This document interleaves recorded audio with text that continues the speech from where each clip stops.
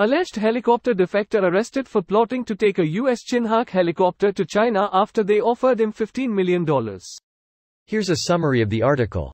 Flight risk. The officer initially declined to deliver an army helicopter to the Chinese military, but later agreed after being offered half the cost of the Chinook, a report said. Prosecutors have arrested a lieutenant colonel who allegedly planned to defect to China by flying a helicopter to a Chinese aircraft carrier near the median line of the Taiwan Strait in exchange for $15 million, an online magazine reported yesterday. They offered to evacuate Xia's family to Thailand in the event of a cross-strait conflict and provide him with 200,000 new Taiwan dollars per month, and in exchange, Xia would fly a CH-47F Chinook helicopter to a Chinese aircraft carrier in the strait, the report said. In June, the group allegedly told Xia that when a Chinese aircraft carrier passed within 24 nautical miles of Taiwan during a military drill, he would be able to land on the ship within 5 minutes, after flying the helicopter at low altitude along the coastline, it said. Xia discussed the detailed plan with them, saying that if the carrier was 24 nautical miles off coasting, he would be able to land on the carrier without crossing the median line, and would not likely be intercepted by the armed forces, the report said. Prosecutors and investigators received a tip about the plan and arrested Xia and the person who passed on information to him before the operation was realized, it said.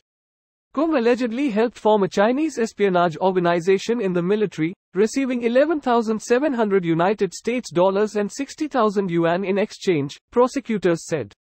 This post received a score of 10,000, with an upvote ratio of 96%.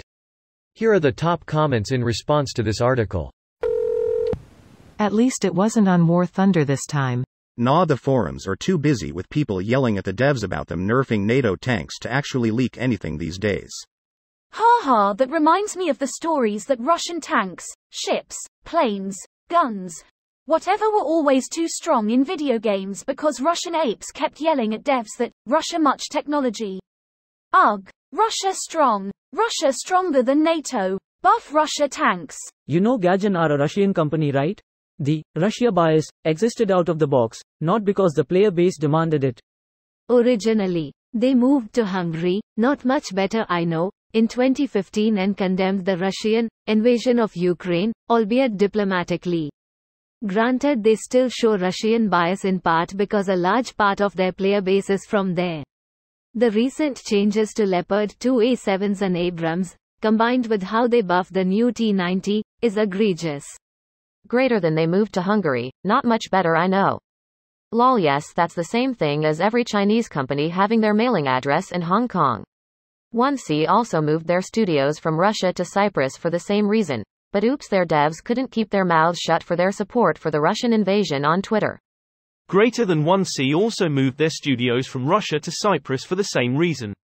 Sorry, what's 1C? Big Russian IT company. The games they publish in the West are just a small part of the company. They make a lot of enterprise software for Russia and distribute and translate lots of games for the Russian market.